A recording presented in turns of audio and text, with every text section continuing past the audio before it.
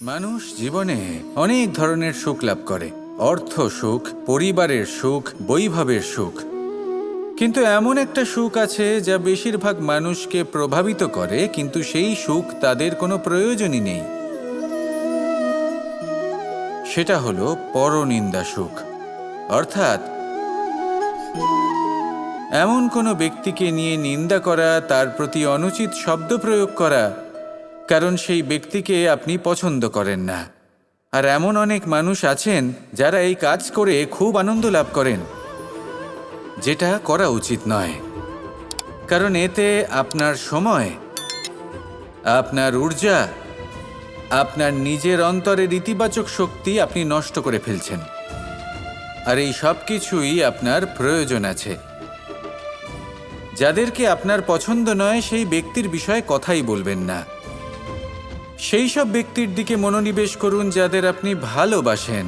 সেই সব কাজে মন দিন যেগুলো আপনার ভালো লাগে। সেই বস্তুর দিকে নজর দিন যেগুলো আপনার প্রিয়, নিজের লক্ষ্যের দিকে, এই সব কিছুর দিকে নয়। এমনটা করলে আপনার জীবনে আপনি সেই সব বস্তুর দিকে নজর দিতে পারবেন যারা প্রকৃত অর্থে আপনার জীবন আরও শ্রেষ্ঠ করে তোলে। এমনটাই করুন, জীবন আরও অনেক বেশি সুন্দর হয়ে উঠবে। আর তখন এই মন প্রসন্ন হয়ে বলবে, রাধা রাধা। আজ আমি আপনাকে একটা ছোট্ট কাহিনী শোনাবো। এটা কোনো এক সময়ের কথা। দুজন বোন জাঁতাকলে গম পেশাই করছিলেন।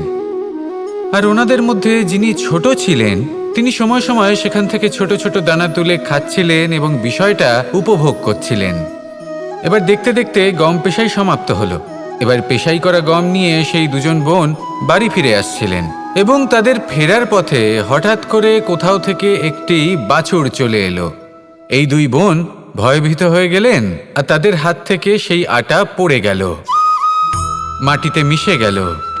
এবার এই পুরো ঘটনাক্রমে যদি কারোর বিন্দুমাত্র লাভ হয়ে থাকে, বিন্দুমাত্র আনন্দ পেয়ে থাকে, তাহলে সে কে? সেই ছোট বোন, যিনি মাঝে মাঝেই গমের দানা তুলছিলেন এবং খাচ্ছিলেন। কিছুটা হলেও উনি আনন্দ লাভ করেছিলেন। এবার এরকমই হলো আমাদের জীবনে ভক্তি এবং ভালোবাসা সংক্রান্ত বিষয়। মানুষ নিজের জীবনের দৈনিক কাজে এতটাই ব্যস্ত হয়ে পড়েন, প্রত্যেক দিন শুধু কাজ কাজ কাজ কাজ করতে থাকেন, আর তাতে ভক্তি এবং ভালোবাসার জন্য সময় বার করতেই পারেন না। দেখুন, জীবনে ভক্তি আর প্রেমের এই যে ছোট ছোট মুহূর্ত আছে, এগুলো যদি আপনি যাপন করতে পারেন তাহলে তাতেই আপনি তৃপ্তি লাভ করবেন। বাকি সবই আপনার ব্যর্থ বলেই মনে হবে।